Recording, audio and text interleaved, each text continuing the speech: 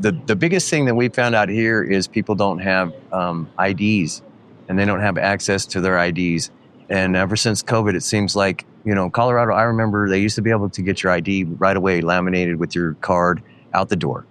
And since COVID, it seemed like they stopped doing that. I don't know if that's everywhere, but that's a big deal with people out here. And with them not being able to have an ID, and they're not able to progress.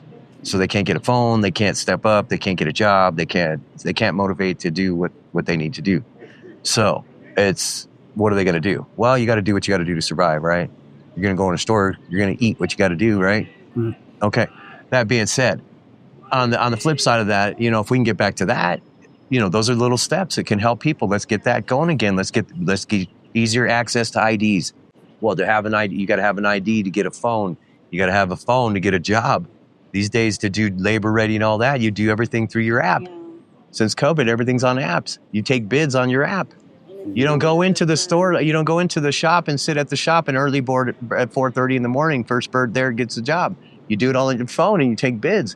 So you don't get a phone if you don't have an ID or an address. To have an ID, you got to establish who you are. And everything these days is ID. You have to have an ID. You know what I mean?